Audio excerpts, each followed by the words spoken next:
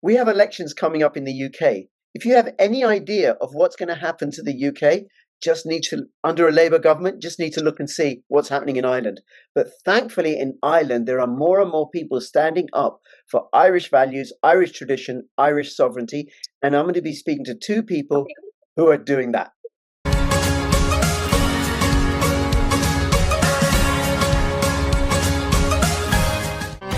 Take the first step towards online privacy. Get NordVPN. Hi, Jerry. Hi, Maliki. Thank you so much for being on together. And I don't know. What a pleasure. Yes, so far. I don't think you've ever met, right? We haven't. No. Okay, all right. But you've both been on my channel separately. I've interviewed you both. You're both running as MEPs, and I thought it'd be a good idea to get you both together. You're in different constituencies, and there's a really, really important message for people in Ireland or people who have people connected in Ireland. Whatever you do in Ireland in the elections, you have to vote for a nationalist. You have to vote for an Irish patriot or sovereigntist, not for one of the uniparties. Okay, so who'd like to go first to introduce themselves and say it, and just who you are, and then we'll go into why you're standing and then what you are each standing for. I suppose I'll go first. My name is Malachy Steenson. I'm standing as an independent nationalist in the Dublin constituency for the European Parliament and also in the northeast inner city for the local council elections, which take place on the same day. I'm 60 years of age. I'm a practicing solicitor. I've worked all my life. I've been instrumental, I suppose, in changing the narrative in this country from the initial protests in November 2022 in East Wall, where we were told we were fascist, we were racist, and all these names that they attempted to throw at us, to stop the message that we were sending, which was that Ireland is full and that we want to take back the sovereignty of our nation into the hands of the people. And we have changed the narrative. We have created the narrative. We've already seen off the previous Taoiseach Prime Minister Varadkar, who's been replaced by Simple Simon, who thinks he's the hard man, and thinks because he moves a few tenths that he has paid for, or that the taxpayer have paid for, from Mount Street and from the canal down to diverse places around the city and the country, that he's somehow a hero. We reject everything that this nation is becoming. Yes. And we want to take back into the hands of the people the sovereignty, as we did in 1916. The sovereignty of the nation must be in the hands of the people, not some bureaucrats in Europe or in London or in Washington. And we will determine our own destiny. And if we fail in that, so be it. But it will be our failing. It won't be a failing imposed on us by outside forces. Sure. Malachy, thank you. And just say you're not going to fail. You're not going to fail. The Great Reset will fail. And I want everybody watching this to get this. The Great Reset will fail. The EU will collapse. It is unsustainable, unworkable, anti-human. It will not prevail. Human beings and sovereignty and tradition and culture and faith, those will prevail. Worry. I endorse everything that Malachy just said, just to set out. I, like Malachy, I'm a dub. I worked for a number of years, went to college in Galway, UCG, went through medicine with a wife and two children while living in a 16-foot caravan, a 24-foot mobile home and corporation flats, the son of a bus driver from Drimna. I then set out on the road to do general surgery. After a number of years in general surgery, decided to go into general practice, spent 40 years as a GP in Celbridge, County Kildare.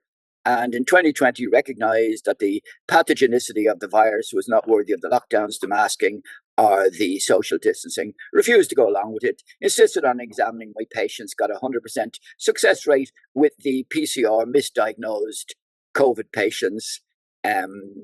Then in 21, refused to give the vaccine, would not put it into my own arm, would not put it into your arm. So the medical council didn't like that one bit, brought me before the medical council with 2 days notice of full hearing without legal representation. Brought 2 days before the High Court. Judge Mary Irvine decided that I was a danger to my patients, struck me off, or rather suspended me illegally, without any time span allocated to the suspension, and lost all income, lost my career, had to make my staff redundant, sell my clinic because of the mendacity and lies of the medical council and the legal profession. So that's where I am, still suspended indefinitely, no income, no medical income. But fortunately, because I am a lot older than Malachy, I'm 74, and due to the fact that I was always frugal in my living, have sufficient income to support myself for the remainder of my days, whatever they are. Then, in a number of months ago, when the European elections came up, a number of people decided that, as the scientist I am, and I am a scientist, I've been a scientist for 47 years, I should go in and argue the point of the hoax of COVID pathogenicity, the evilness of injecting a messenger RNA, a viral altered messenger RNA into people. And I'm well capable of discussing COVID, or rather climate, warming, cooling, climate change on a chemical level and a rational, reasonable, scientific level. It just doesn't exist. Carbon dioxide, methane, and nitrogen do not affect the climate of the world. No. End of story. No, and we are carbon-based life forms, and nitrogen, you need it for amino acids, the building blocks of protein. But anyway, but onto why are you standing as an MEP, and what are you standing for, Gerry? Well, like you, I believe that the EU is corrupted, totally corrupted, and I believe that in effect any of the MEPs that I've heard talking, with the exception of Christine Anderson and a few in Europe, they toe the party line. They push the lies of anthropogenic global warming and the COVID scam. We need somebody who goes in there with a scientific basis and a scientific facts and the ability to argue from the basics, like me, to actually get under their skin and use the platform to get to the people. It's going to be difficult getting by the corrupt mass media, but if you had, or if I had, or if Malachy had a platform from which to argue, namely MEP, we would be able to bypass the corrupt mass media to a degree. Right. That's why I'm running. Okay, because that's something I've asked both of you, because as MEPs, you can't propose legislation, you can't veto legislation. You are just the whole setup is like a Soviet Politburo. You're just a rubber stamping it's just a rubber stamping process. But it does. Yes, but even dragging you out to shoot you will actually make a point. Well, that's what they done in 1916. That's how we won that revolution, right. because we actually lost the war. So if they decide to drag Malachy out... Gerry, hold on a second. Go, Malachy, please. It was Britain's reaction or overreaction to what happened. That's right. That instilled in the Irish people the will to enforce that rebellion and that rising.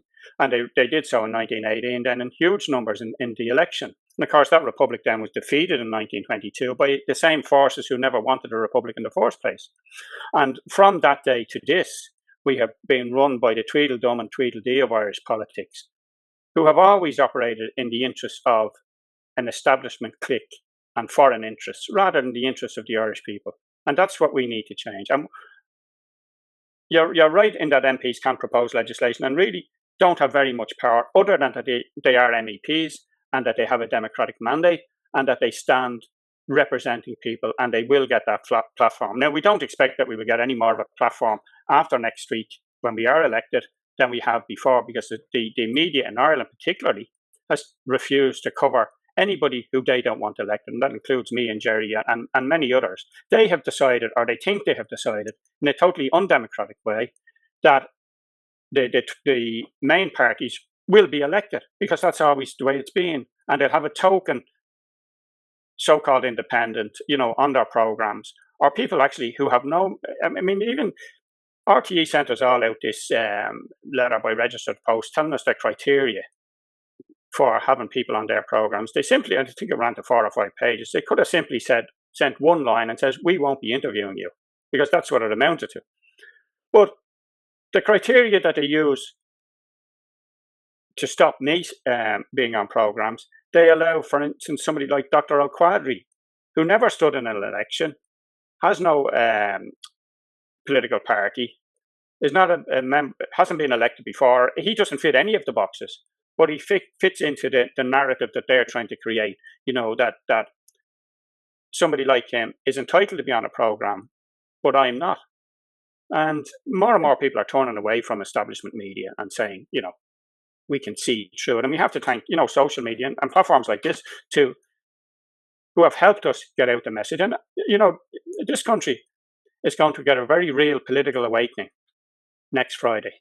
Now, whether that translates into seats in Europe, it'll certainly translate into seats in the local councils. And this is not, there are some people, even on our side of the fence, for want of a better word, who think that, after Friday, everything will change. Everything will change in one sense, in that we will be shown, just as the referendums in March showed, that we are representing the people.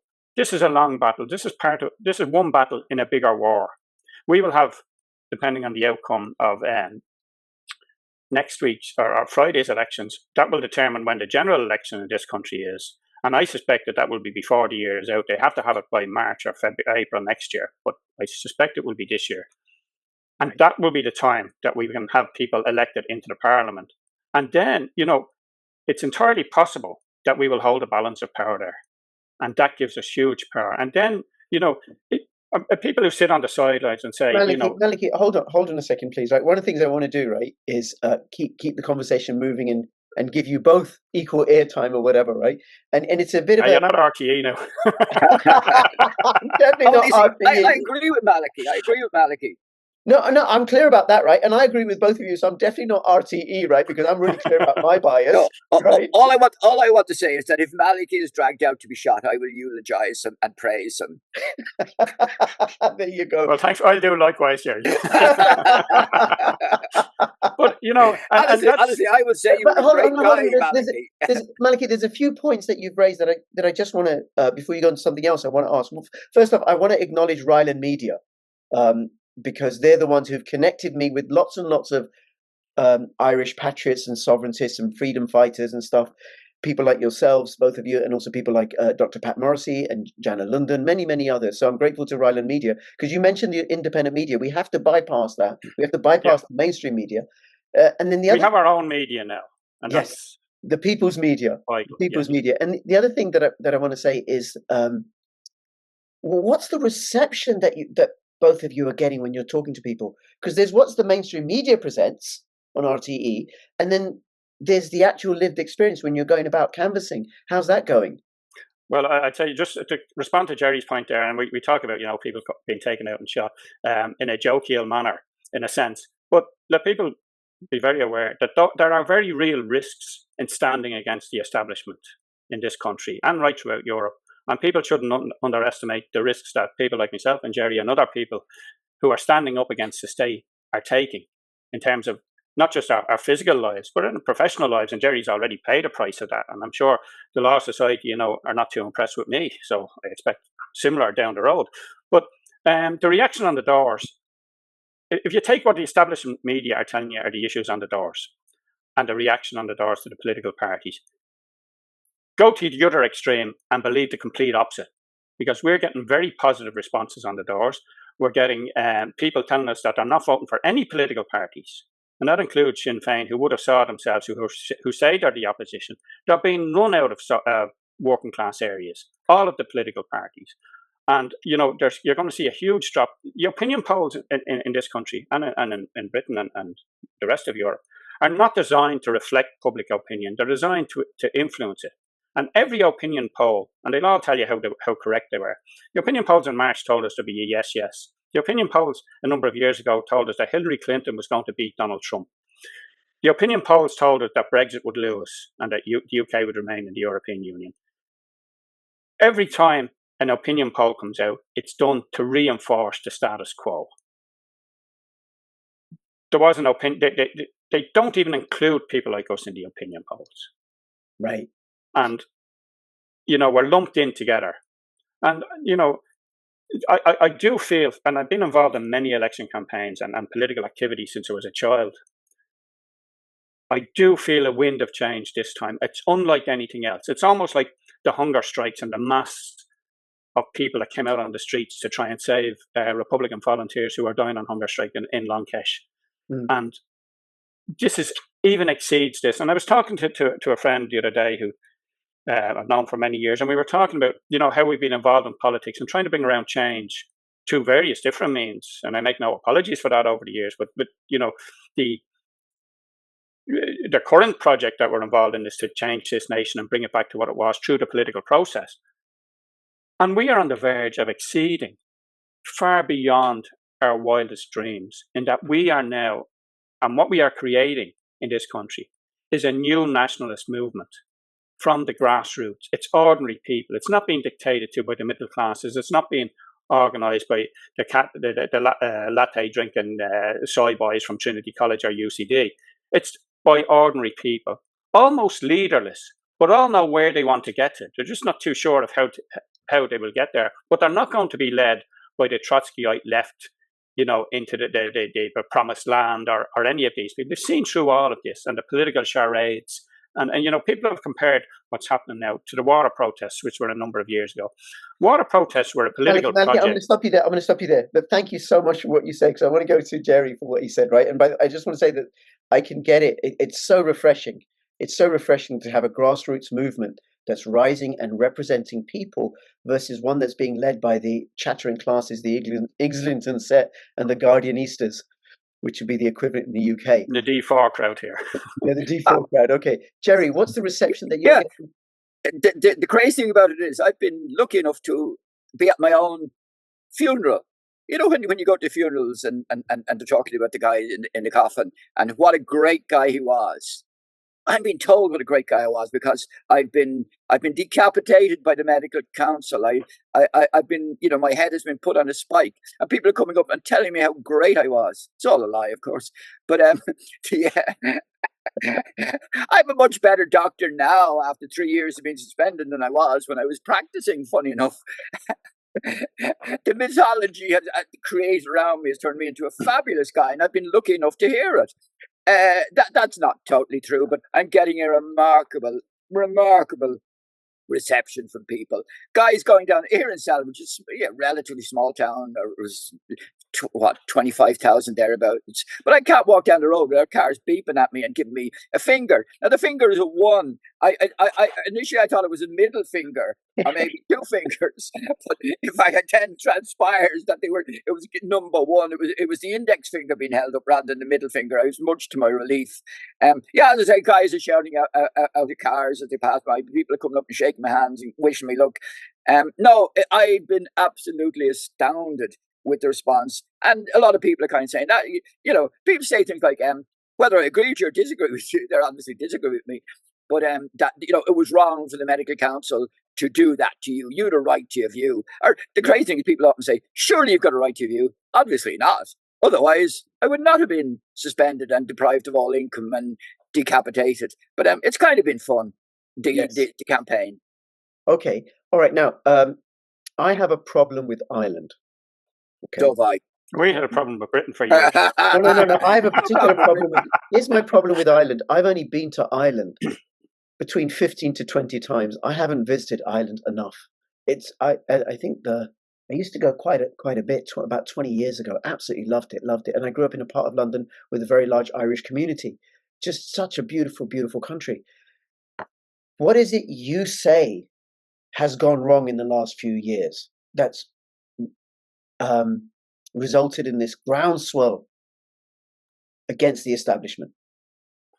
I suppose it's the whole breakdown in society, which is followed from government policies right throughout Europe. And I think throughout Europe, there's an intention to end nation states, to create this globalist European empire. And I think one of the problems that we have, and this goes for Britain as well, is that the people who are standing for election in general have no commitment to the community that they're coming from. And in many cases, they're drafted in, particularly in Dublin. A huge amount of politicians in Dublin don't come from Dublin. And they come in to Dublin and they've come through the third level education system. Almost every one of them, with the exception of the current Simple Simon Taoiseach. And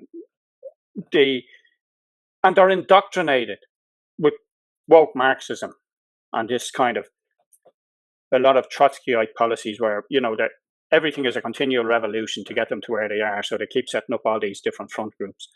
And I think that the educational system, the third level particularly, and now they're trying to drive it down into the second level, is the biggest problem. I think that in politics, you should only be allowed to serve 2 terms at the most. You should actually come from the constituency in which you're being represented. And it shouldn't be, you see, politics is now a career. Yeah. When I started in politics, it was a vocation. You reluctantly got involved in politics because, and you had your own job, you worked, and you were involved in politics because you wanted genuine change. And that was, you had a political belief and it doesn't matter whether you're right wing, left wing, or anywhere in the middle, or nationalist, Republican, or unionist. You had a belief in something. And they have now taken that away from politicians who will now just say whatever they believe will ensure that they get a good write up in social or in mainstream media, that they'll get the interviews, that they'll be nice guys, saying whatever's popular, regardless of the consequences. And when you have a political class, and again, we keep going back to the referendums in March here, when you have an entire political class and NGO sector who argue for one thing, and the vast majority of people who voted in that referendum had the totally opposite view, there is something wrong in politics. And there's something wrong in people who are claiming to represent us, but in fact represent themselves and other interests. And people often ask you, why is that? Is it the money? I don't think it's solely down to money. Because I can't, and I still can't understand this, why people, for any amount of money, would simply set out to destroy their own nation. Whenever it was about money, they could make the same money by building up their nation. Yeah. But their intent on its destruction, and I convinced that their intent on the destruction of Western civilization. Yes, Maliki, thank you. Forgive me again for interrupting you. And I'm going to come to you in a second, Jerry. It is about the money. And I say this as a social worker who studied finances a hell of a lot, but it's not about the money at an individual level. It's an economy that's dependent upon the fraud of fiat currency, giving rise to fraud filtering all the way through the system. That's the foundation of our relationships. And when you have sound money like gold, silver, or Bitcoin, you don't have fraud. That isn't fraudulent. It's real, proper tokenized energy versus a derivative. Anyway, I did a video about that with independent journalist Gordon Dimmock, and people go watch that if they want to find out more about that argument. Jerry? I don't think the problem is peculiar to Ireland. I think it's a Western world phenomenon. I think that the problem fundamentally is globalism and the massive amounts of money that that a small group of individuals can amass in their own greedy little sweaty hands. These people then use this money, and remember, a million euros, pounds, dollars is in effect 1,000 to million. A million can corrupt anybody. There's very, very few people who are not corruptible. I mean, particularly young politicians, who's not corruptible by a million units of currency, as you say, fiat units of currency. Those people are corruptible and have been corrupted. And as I say, for a billion units, you can corrupt 1,000 individuals with a million each. Therein lies the problem. The massive amounts of money that small groups of people can amass, and then they turn around and make 80 billion out of vaccines, and therein lies the problem. And they don't amass it; they push a button, and then they can create it. Well, that's on a government or an EU level. That's an EU or but just to support both of you, right? The bankruptcy of the European Union, it's so broke that for 8 years at zero and negative interest rates, which is upside down money, but then it allows the ruling class and the bankster elites to push a button, and because of what's known as a Cantillon effect, then there is the source of money. That's right. Then they can distribute it to their friends and exert and manipulate and buy the media.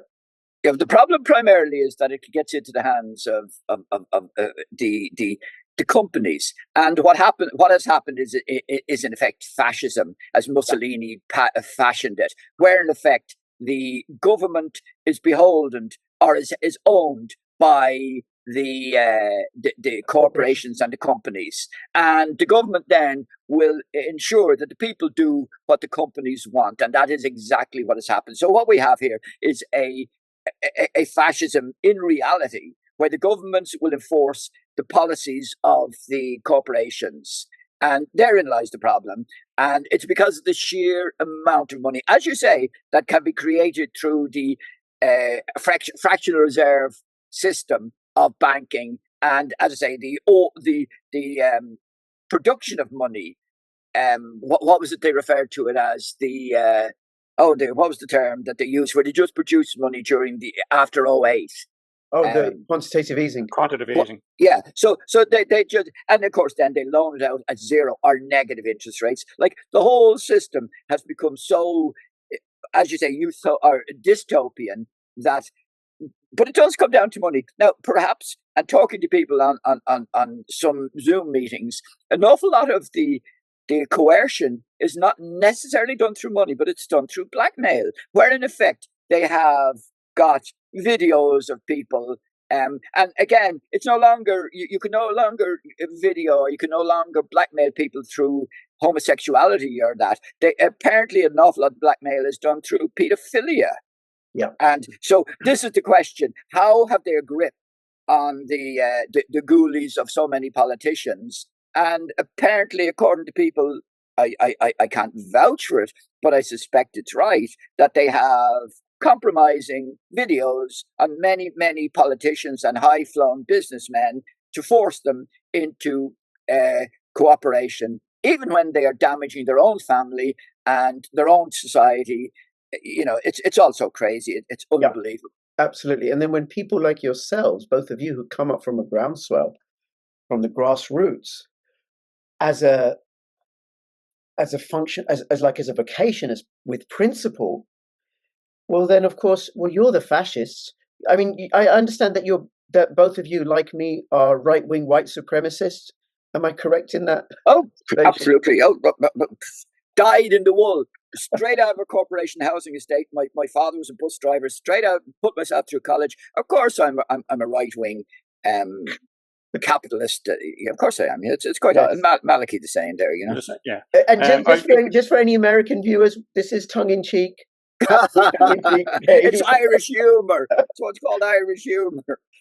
Just to give you an example of that, we were out canvassing the other night in East Wall, and this group of people started calling us fascist and racist. So we had a coloured woman from Pakistan canvassing with us. And we said, is she racist?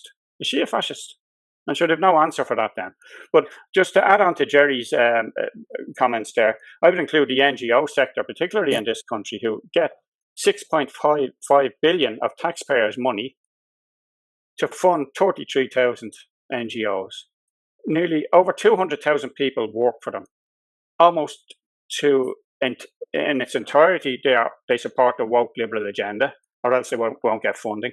And they supported yes in the last referendums. And the government now make no bones about telling these people, toe the government line, or you won't get funding. Roger O'Gorman came out in the middle of that campaign when he saw it wasn't going correctly for them, and said on a public statement on their own media, on RTE, if progressive NGOs do not support these referendums, they will have questions to answer. Now, that's code for saying, get out and promote this, or you won't get funding next year. That's the type of society we live in. And, at some UN conference there a couple of years ago, this participant from, I'm not sure what country she was from, asked in a very serious way, does everybody in Ireland work for an NGO? And,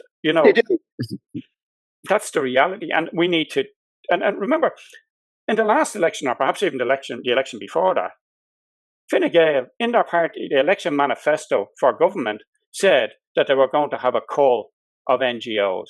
Not alone did they not have a cull, we now have more NGOs than we did when they went in. And of course, now you have all the ones set up for COVID and for, to do everything to promote the government agenda in that. Now, if you put diversity and inclusion into any project that you want to set up, it's just a matter of saying, or them saying, how much do you want? And there's a problem, a huge problem in that the political class pander to these people. And, people in Ireland are often critical of the honour system in Britain, the OBEs and MBEs and all of that. And they say, we as a republic, don't have anything like that because all citizens are the same. But in Ireland, and at least, in the UK, if you get an OBE or an MBE, you don't get a check every year with it or, every month.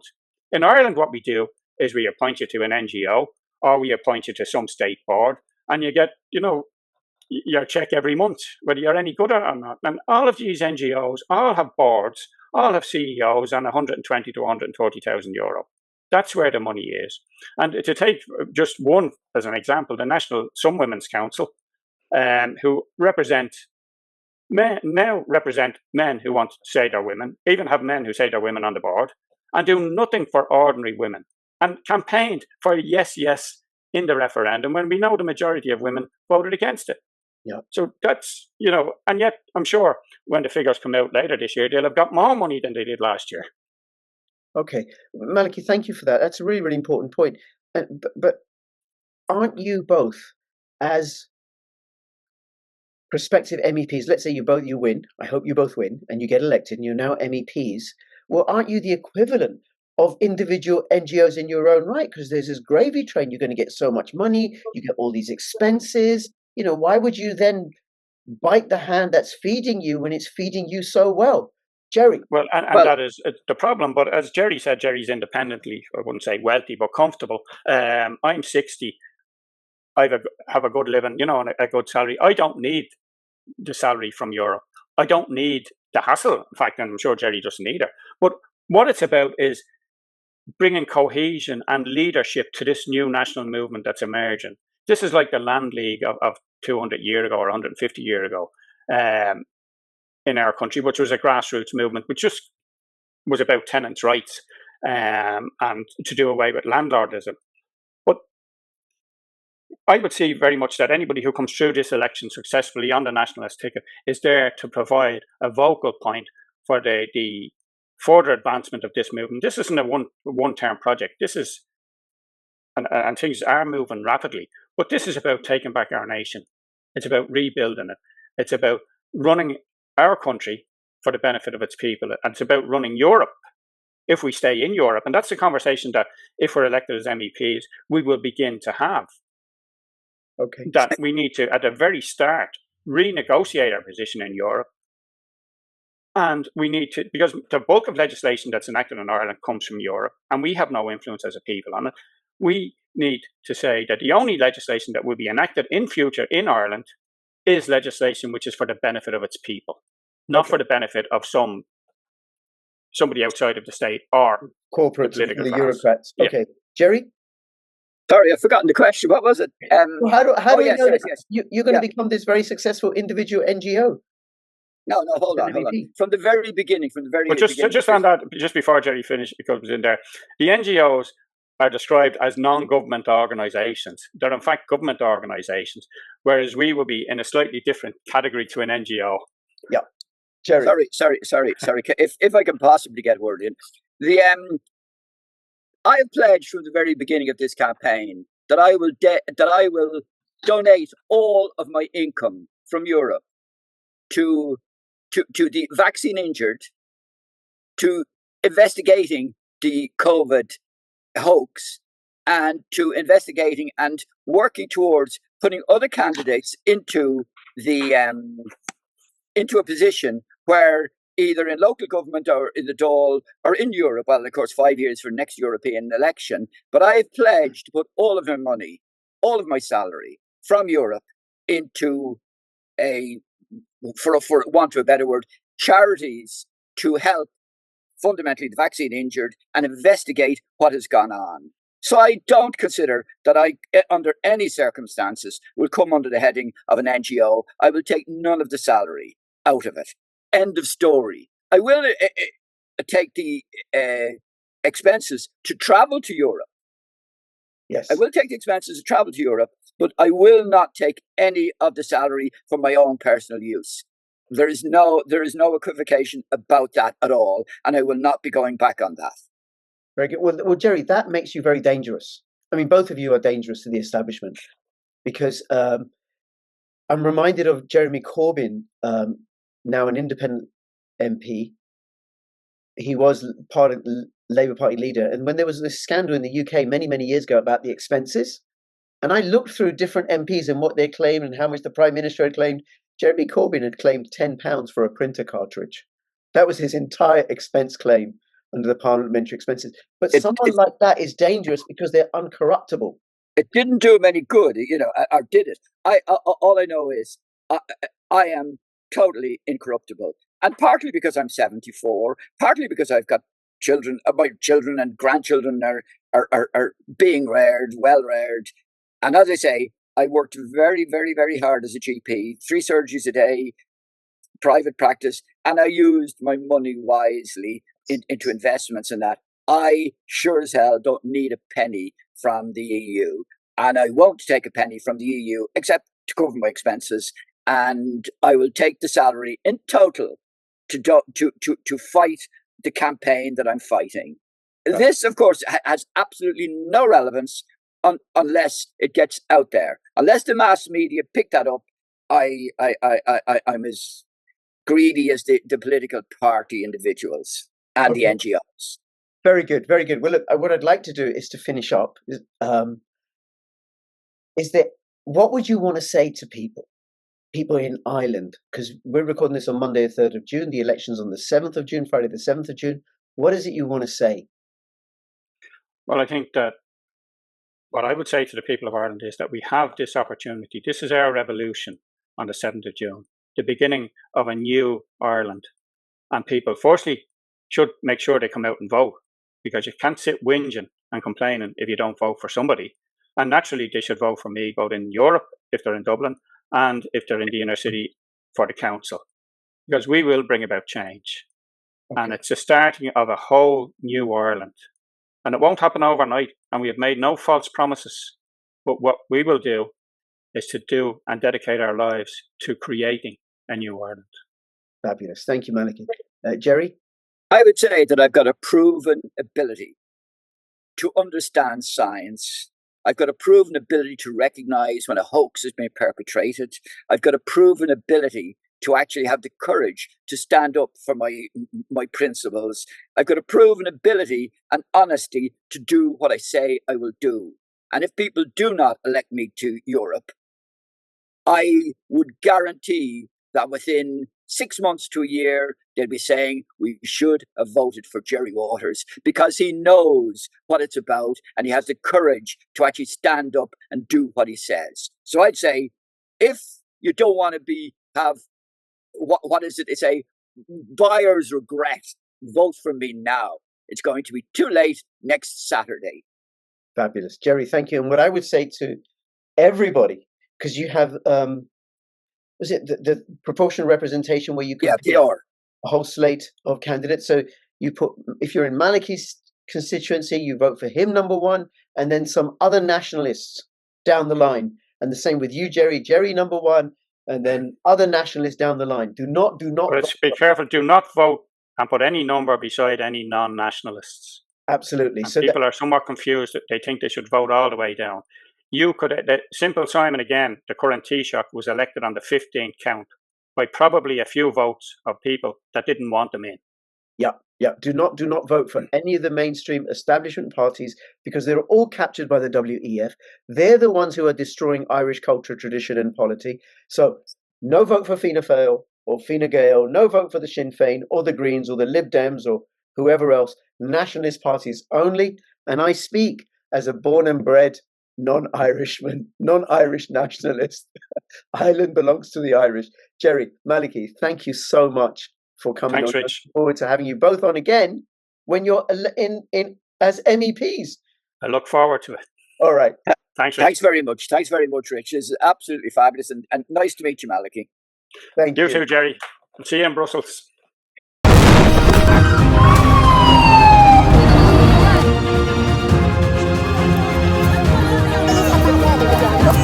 Yeah.